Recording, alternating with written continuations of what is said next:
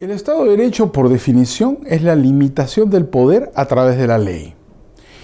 Lo que pasa es que muchas veces se confunde Estado de Derecho con Estado de legalidad, ¿no? El hecho de que haya una ley no significa que haya un Estado de Derecho. Puede haber una ley que no limita al poder, sino que es un instrumento del poder. En ese caso no estamos frente a un Estado de Derecho, estamos frente a un Estado de legalidad. La corrupción del ideal democrático del que hablaba Hayek ha producido que muchas veces, en lugar de Estado de Derecho, donde la ley limita al poder, tengamos un Estado de legalidad, donde la ley es un reflejo del poder. El problema del mundo contemporáneo es que estamos en un estado de legalidad. La ley es un instrumento del poder, es un reflejo del poder, no es un límite al poder. Yo diría que esa es la situación crítica del Estado de Derecho contemporáneo. En primer lugar, el derecho de propiedad. En un Estado de Derecho, el ámbito personal del derecho personal está protegido por la propiedad. La propiedad en todo sentido, en el más lato posible.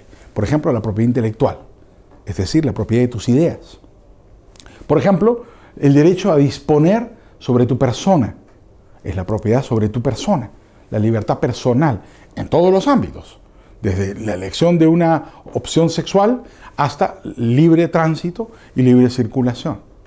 Luego, el ámbito de tu patrimonio, la posibilidad de disponer libremente de tus bienes materiales, no solo de los bienes inmateriales protegidos por el derecho a propiedad intelectual. Todos estos ámbitos, si tú examinas los estados contemporáneos, los gobiernos contemporáneos, tanto en América Latina, en Hispanoamérica, como en Europa, se encuentran amenazados en mayor o menor grado. Entonces uno encuentra sociedades más o menos libres en función de la protección de los derechos de propiedad individual. No, siempre me dicen a mí, pero a ver, ¿dónde hay un Estado de Derecho como el que usted dice? Yo lo digo directamente, en Nueva Zelanda, por ejemplo.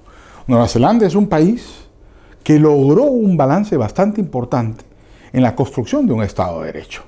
Claro, es un país pequeño, ¿no es cierto? Pero, digamos, tan pequeño como algunos países europeos, un país lejano, con una tradición anglosajona. No en todos los países anglosajones se ha construido una protección del Estado de Derecho como la protección que, por ejemplo, existe en Nueva Zelanda. América Latina ha avanzado y ha progresado en muchos terrenos. Me atrevería a decir que la experiencia hispanoamericana, por ejemplo, en Chile, en Perú, en Colombia, ha sido en los últimos 20 años importante, con distinta eficiencia, con distinto éxito. Colombia tiene sus problemas, Perú tiene los suyos, Chile tiene los suyos, pero se avanzó en un camino bastante definido. Yo creo que Europa fue un ejemplo por mucho tiempo, pero desde que Europa es prisionera de la agenda política de la izquierda y donde todos los gobiernos son de izquierda, aunque los ejerzan los partidos de derecha, en la práctica lo que ocurre en Europa es que se ha ido pasando de un Estado de Derecho a un mero Estado de legalidad, ¿no? El incremento de la fiscalidad de manera irracional, las leyes laborales de manera irracional. Por ejemplo, lo que han producido en Europa es una confiscación de los derechos de propiedad y han terminado favoreciendo que la gente se desplace del mercado formal al mercado informal, de la economía legal a la economía sumergida, que en el fondo es una búsqueda de la ciudadanía para sustraerse del poder arbitrario del Estado. Sí, bueno, la respuesta es bien compleja y tienen que darla pues los europeos. Yo no tengo duda de lo que ha ocurrido en Europa en las últimas décadas. Es un predominio de la agenda política desde la izquierda que ha producido la grave crisis de la que vive Europa hasta hoy. Y me temo que no salen de ella, porque lo perverso es el sistema institucional en el que se encuentra inmerso. Yo me atrevería a decir que una relación directa. Mira, distintos grupos de think tanks internacionales han elaborado ya desde hace unos 20 años los índices de libertad económica, ¿no? Hay un índice que publica el Wall Street Journal con la Fundación Heritage y hay otro índice que publica el Cato Institute con Fraser Institute de Canadá. En general, los índices se parecen mucho porque utilizan una metodología macroeconómica bastante similar. Si tú examinas esos índices, vas a encontrar una correlación directa entre libertad política, Estado de Derecho, prosperidad económica y progreso social. Lo impresionante es que una mayor definición de los derechos de propiedad produce como consecuencia estabilidad política, democrática, y progreso material y personal. Hay más libertades personales en los países más prósperos y hay más libertades económicas en los países más prósperos. Es una relación directa. Inversamente es igual. En los países más opresivos hay menos prosperidad económica y más atraso moral y menos libertades personales. Entonces, es muy interesante examinar las series históricas. Ya hay una información que nos permite ver los últimos 20 o 25 años y encontrar una correlación directa entre una cosa y la otra. Absolutamente de acuerdo, en todos los terrenos, no solamente en el terreno político, también en el terreno personal. Mira la situación de la mujer. El mercado es el mayor instrumento de liberación del trabajo de la mujer, porque le permite a la mujer pasar de trabajar en su casa sin remuneración a pasar a trabajar competitivamente con el hombre con una remuneración de mercado apropiada y justa, y de esa manera conquistar su propia autonomía. No sé si tú ves, esto lo acreditó Becker, ¿no? Si tú estudias, por ejemplo, el desarrollo de las relaciones familiares de la Segunda Guerra Mundial en adelante en el mundo desarrollado, vas a ver que ese cambio de paradigma es consecuencia del capitalismo. Sin duda, y pongamos un ejemplo mucho más dramático. En todos los índices, desde el principio hasta hoy, ¿no? Tanto en el Wall Street Journal como el del Fraser Institute, figura en puesto número 1 como el país más libre de la Tierra, Hong Kong, que es una paradoja por múltiples razones. En primer lugar, es un país, y en segundo lugar, es realmente libre. Hemos visto lo que pasa en Hong Kong desde la última década, por lo menos, ¿no es cierto? Que es un grave movimiento de lucha democrática contra el gobierno chino. Entonces hay mucha gente que dice, ¿qué hace Hong Kong en primer lugar? Claro, no cabe duda que en materia estrictamente económica y de gasto público, Hong Kong califica, ¿no es cierto?, por quienes han realizado el índice, quienes han elaborado el índice como un país básicamente libre. En materia económica lo es, pero la gran pregunta es, ¿lo es en materia política? ¿Lo va a seguir siendo en materia de libertades sociales? Yo creo que la respuesta es que no. En general acá la discusión metodológica gira en torno también a ciertas ideologías de tipo económico, ¿no? Digamos, una es la posición de los Chicago Boys, ¿no? Los liberales, sin duda, pero que tratan de buscar indicadores de tipo objetivo que pueden ser prácticos, pero que pueden llevar a este tipo de errores. Y en segundo lugar, una posición más austriaca que se pondría en una situación mucho más crítica con indicadores estadísticos de este tipo, que precisamente tienen los defectos que tú estás señalando, ¿no? Por ejemplo, en el caso de Sudamérica, el país que figura en primer lugar es Chile, y en Chile el gasto público siempre ha sido muy alto, y es la misma crítica que se hace, que hace Chile en primer lugar. En algún momento Salvador estuvo en primer lugar, pero se habrán disputado Chile y Salvador como los países más libres de la región. Y hay mucha gente que tiene dudas de que eso sea realmente así, ¿no? Yo creo que puede surgir desde fuera del Estado, y la experiencia de Sudamérica es esa. En Sudamérica no hay un Estado fuerte, hay un Estado aparentemente fuerte, pero realmente muy débil, porque nadie lo obedece. Entonces, al final, el Estado de Derecho se produce como consecuencia de un proceso competitivo, en el cual, por ejemplo, las actividades de la llamada economía informal, que ustedes le dicen economía subterránea, van produciendo una crisis de legitimidad en la autoridad política y crean un orden jurídico alternativo, ¿no? Una de las grandes falacias del mundo contemporáneo es pensar que el derecho se produce monopólicamente. El derecho no se produce monopólicamente, el derecho se produce competitivamente en la sociedad. Y en toda sociedad hay costumbres y leyes. Y la gente se desplaza de las leyes a las costumbres y de las costumbres a las leyes en función de los costos y beneficios subjetivos de cada una de ellas. Entonces, cuando el costo de la ley es muy alto, la gente se pasa a las costumbres. Cuando las costumbres tienen un costo muy alto, se pasa a la ley. Es decir, te pasas de la economía formal, cumpliendo la ley, a la economía sumergida, cumpliendo las costumbres, ¿no? Y esto ocurre permanentemente. Entonces, en realidad, la construcción del Estado de Derecho, por ejemplo, en Sudamérica, el Estado de Derecho actual, no el de los que escribieron las constituciones hace 200 años, el real, el del día de hoy, es consecuencia de la crisis y debilidad del Estado sudamericano.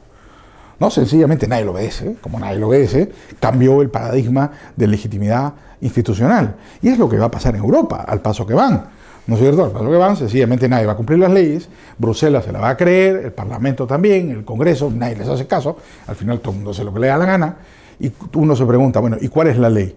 ¿O cuál es el derecho? ¿La ley que produce el Estado o lo que la gente hace. Yo siempre cito a un anarquista español, a Joaquín Costa, que no era un liberal, pero en materia de teoría de derecho sí lo era. Y Joaquín Costa decía, ¿no es cierto?, que la ley solo existe, el derecho solo existe cuando la gente lo obedece. Que el Parlamento apruebe una ley no significa que sea derecho, es una propuesta política que el órgano legislativo le hace al pueblo. Y si el pueblo la obedece, se convierte en derecho. Pero si el pueblo no lo obedece, no es nada. Es una declaración sin ningún efecto. Y eso es lo que pasa en Europa hoy día. Hoy día, mientras los parlamentos de Europa y Europa mismo dicen una cosa, el pueblo europeo hace otra. Entonces, lo que tienes que preguntarte es, ¿cuál es el derecho? ¿Lo que dicen las autoridades o lo que el pueblo obedece? Yo creo con Joaquín Costa que es lo que el pueblo obedece. Le iría peor, sería como Europa, ¿no? Es decir, América Latina está libre precisamente porque nadie obedece la ley. Digamos, de lo que se trata es de construir un derecho que la gente obedezca. La gente no cae en el caos cuando desobedece la ley. Se desplaza de un orden jurídico a otro, se desplaza de la ley a la costumbre. Y la costumbre genera derecho igual que la ley. Lo que pasa es que te vuelves un país consuetudinario. En la práctica, lo que ha pasado con América Latina, lo que pasa cuando encuentras un estado de ineficiencia como el que tenemos, es que la gente se va convirtiendo más en países de derecho común. Y la gente se sigue por las costumbres, ya que no por las leyes. Lo cual implica una crisis de legitimidad institucional importante. Yo creo que Europa está en medio de esa crisis. Lo que pasa es que se resiste a creérselo, ¿no? Pero va a tener que creérselo porque no creo que les quede otra.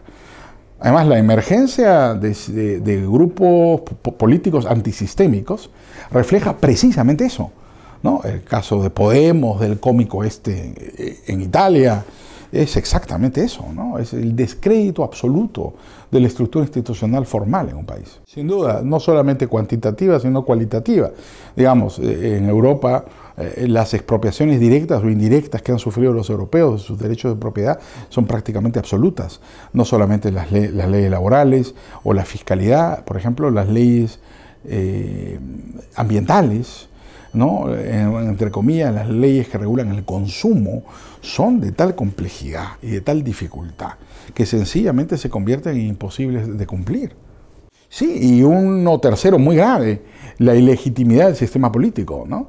Digamos, si tú tienes un país en el cual la gente no obedece las normas que el Estado produce, tienes una crisis de legitimidad, lo que te lleva a la aparición de grupos antisistema, como los que estamos viendo por toda Europa. Eso ya pasó en América Latina, ese fue el fenómeno de los años 90 en América Latina. Ahora ya estamos de regreso. Estamos de regreso, inclusive en el último año, la izquierda chavista ha perdido todo en América Latina, ¿no? Maduro en Venezuela perdió las elecciones, los Kirchner en Argentina y llegó Macri, Evo Morales hace 15 días perdió el referéndum, la señora Bachelet termina penosamente su gobierno y Piñera va a regresar a la presidencia de Chile. En Perú hay 19 candidatos, pero ninguno amenaza al sistema y todos son más o menos lo mismo. Sin importar la ideología, porque van desde la izquierda hasta la derecha, pasando por la socialdemocracia, pero esencialmente todos te dicen lo mismo. Entonces yo me atrevería a decir que América Latina ya superó esa crisis. Claro, Europa ni siquiera empieza, porque se resisten a creérselo, pero van a tener que creérselo, porque es inevitable, ¿eh? No es algo que hay que combatir, es algo que nos tiene que guiar. Lo que significa la economía sumergida es una sola cosa, que el derecho es muy caro, que la ley es muy costosa. Entonces, en realidad no puedes formalizar a los informales, sino informalizar a los formales. La manera de incorporar la economía sumergida consiste en bajar el costo de la legalidad para que todos puedan regirse por una misma ley y ser igualmente eficientes. Entonces, el mensaje poderoso que manda la economía informal es que hay un punto a partir del cual la gente prefiere desobedecer las leyes que cumplir las leyes. Entonces, tú tienes que encontrar ese punto y buscar que la ley se encuentre por debajo de ese punto, porque por encima lo único que vas a hacer es que la gente desobedezca la ley. Tiene dos problemas: o la revolución, y sencillamente no lo van a obedecer, y la gente va a pasar por encima de ellos, o la evolución, que van a pasar por encima de ellos también, pero democráticamente, y van a elegir, por ejemplo, a Beppo en Italia, ¿no? Que lo único que hace es matarse de risa de todo, y va a terminar siendo, por ridiculización, ¿no es cierto?, el fin del mismo sistema. Digamos, es indefendible. La estructura institucional europea es indefendible. No hay forma de sostenerla.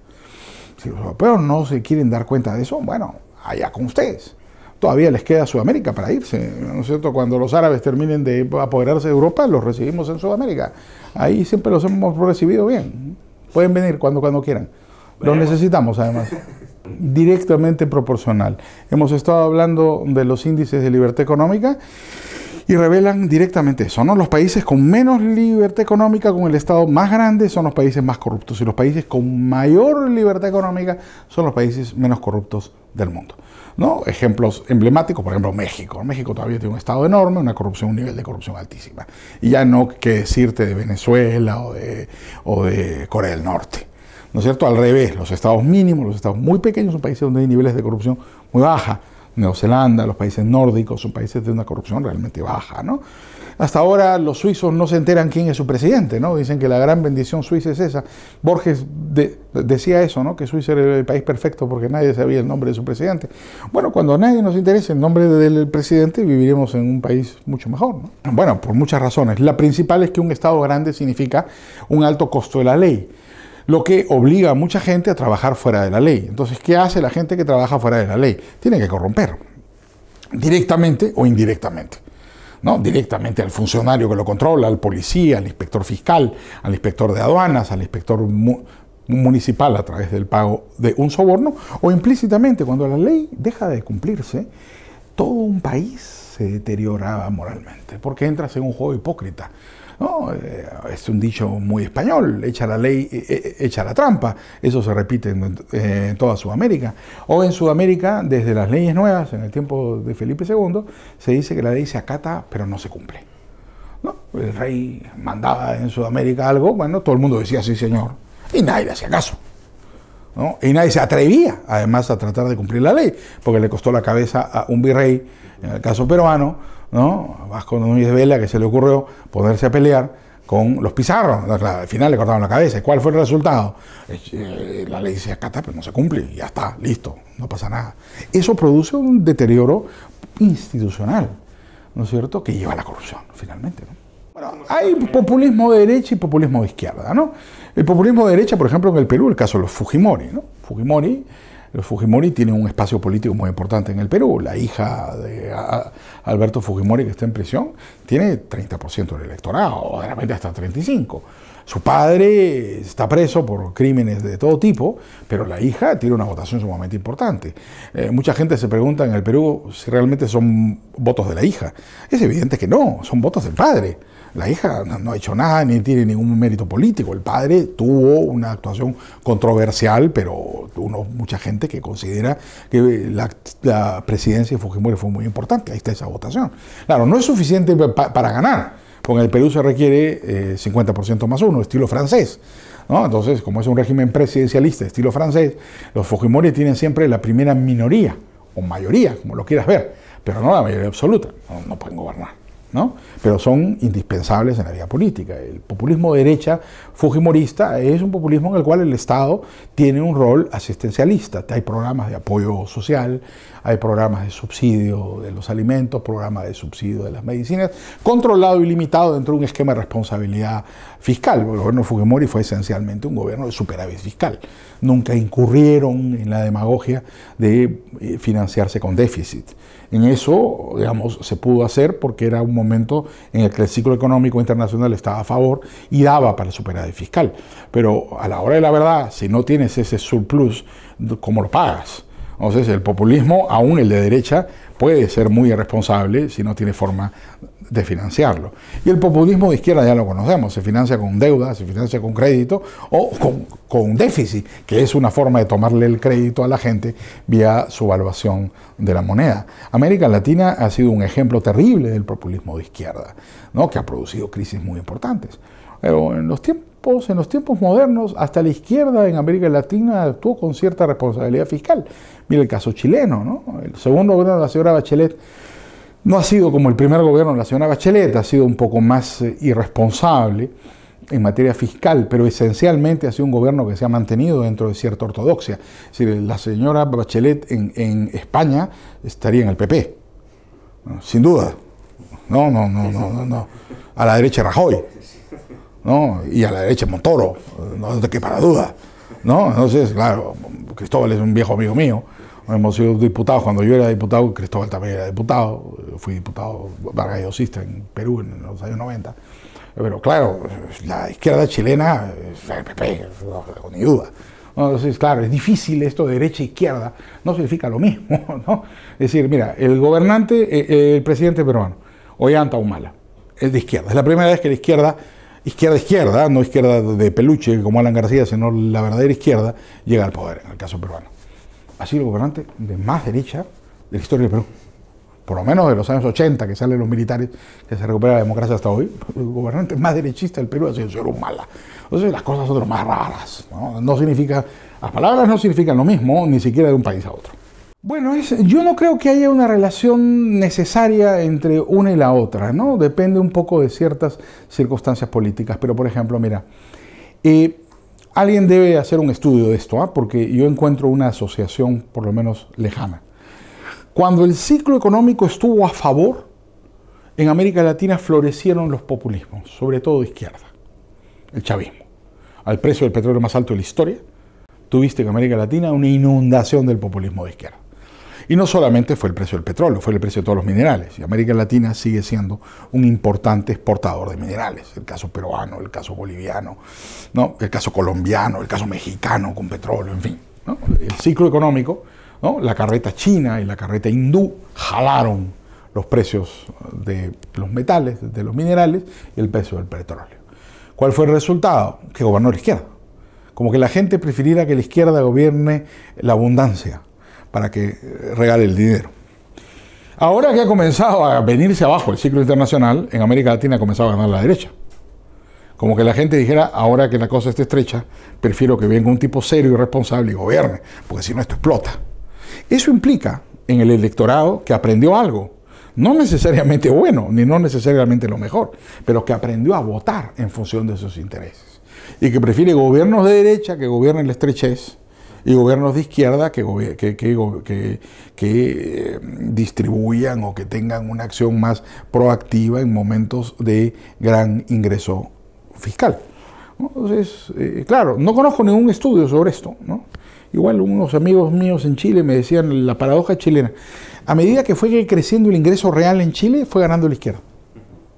¿No? Cuando Chile se fue dejando de ser pobre, fue ganando la izquierda. Cuando Chile era más pobre, ganaba la derecha. Como que a medida que Chile fuera enriqueciéndose, fuera volviéndose más de clase media, a la clase media le gusta el Estado. Ser funcionarios, empleados públicos, tener un ingreso previsible, menos riesgos en la vida, ¿no? Y esto hizo que la izquierda chilena creciera. Entonces mucha gente en Chile no entendía. Como consecuencia del desarrollo del capitalismo, ganaba la izquierda las elecciones, ¿no? Entonces ahí hay unas paradojas que son interesantes que hay que estudiar, ¿no? Yo creo que eso plantea unos desafíos a la ciencia política moderna. Bueno, pero depende de dónde tomes la foto. Pues Perón es un hijo de Mussolini. No sean malos pues los europeos. El inventor del populismo son los europeos. Digamos, llegó a Sudamérica 20 años después, como todo. La moda llega siempre a Sudamérica después. Pero el inventor del chiste son los europeos. Es decir, los grandes populistas europeos terminan influyendo a América Latina de manera indeleble, ¿no? La izquierda europea es la creadora de la izquierda latinoamericana, ¿no? Claro, Hispanoamérica yo creo que puede contribuir con el ejemplo de una forma bastante importante. Yo soy de los que creo que ha sido decisivo en el cambio de América Latina la influencia de las ideas, ¿no? Las ideas tienen consecuencias políticas. Las ideas no son cosas abstractas que ocurren en un salón de clase, porque un profesor lo repite o porque sale un artículo en el periódico. Las ideas tienen consecuencias políticas. Son consecuencias de largo plazo, pero las tienen. El caso chileno. La prosperidad chilena no se puede explicar si uno no estudia 20 años antes lo que fue el proceso en la Universidad de Chile y la influencia de los Chicago Boys. Eso, hay una relación entre una cosa y la otra. En el caso peruano, uno no puede entender la prosperidad peruana de los años 90 si no es por la aparición de Vargas Llosa a finales de los años 80, que empieza una prédica política que además ha trascendido las fronteras peruanas con influencia sobre Sudamérica. Y así fue también con la izquierda. en su momento. Primero la izquierda toma el debate académico, domina el debate académico, y eso termina una década después, 2 décadas después, convirtiéndose en el paradigma político. Entonces yo creo que lo que le falta al liberalismo europeo, ¿no es cierto?, son ideas. Digamos, aquí todos gobiernan con la gente de la izquierda, y eso es una tragedia. Es decir, a veces, oye, para tener un triunfo político hay que tener una derrota electoral, porque los candidatos con ideas muy definidas difícilmente ganan las elecciones. Hay excepciones, ¿eh? Margaret Thatcher, que es una candidata con unas ideas absolutamente definidas y radicales, que ganó las elecciones. Es infrecuente eso. Pero claro, en Inglaterra, en el año 75, estaba al borde de la desaparición. Y los ingleses tuvieron que volcarse donde la candidata más definida en su momento, ¿no? Uno no debe tener miedo a tener una derrota electoral si tiene un triunfo político, porque tú tienes que marcar la agenda. Y el gran problema europeo es que la agenda política de toda Europa es la misma. Es una agenda estatista, intervencionista, de ayudas y subsidios, que es la que lleva a la crisis de toda Europa, ¿no? Mira la situación europea, es decir, aquí toda Europa vive de Alemania, y al final, de repente los electores alemanes se aburren del chiste y de estar pagando la cuenta. ¿Y qué le va a pasar al resto de Europa? Si el paradigma europeo es un paradigma que no funciona más, ¿no? Europa va a tener que revisar muy seriamente los fundamentos de su estructura institucional, porque de otra manera, yo creo que el ejemplo de Sudamérica es muy importante. Yo creo que Sudamérica ha hecho las cosas bien de los años 90 en adelante. Inclusive ahora, es decir, la subida del chavismo, podría mucha gente decir, no, pero mira lo que pasó en Sudamérica. Cayó el chavismo, democráticamente. No se ha disparado un tiro. Ha habido abusos, sin duda, en Venezuela. Pero mira lo que ha pasado en la Argentina, en Bolivia. Y América Latina ha comenzado a funcionar. Yo creo que Europa debería guiarse por ese ejemplo. Algo que transformaría Europa. Los fondos de pensiones privadas. Yo creo que ayudó a transformar Perú y a transformar Chile y Sudamérica, ¿no? Esa reforma de la seguridad social al estilo chileno que propugna José Piñera, que ha sido muy exitosa en el caso de América Latina, podría llevarse a cabo en Europa, ¿eh? Y eso tendría un efecto de largo plazo. Ese efecto no se ve de inmediato, pero en 20 años te transforma un país. Y como eso, varias cosas más. Luego, si no lo hacen los europeos, lo que van a tener es una mediocridad tremenda y los jóvenes van a tener que emigrar, porque acá no van a conseguir empleo. Me parecen sumamente importantes y por eso el trabajo que la Fundación está haciendo es de la máxima importancia, ¿no? Uno si no provoca el debate intelectual, no provoca el cambio. La única forma de hacerlo es a través del debate y la discusión de ideas. Por eso es tan importante estar aquí con ustedes en la Fundación.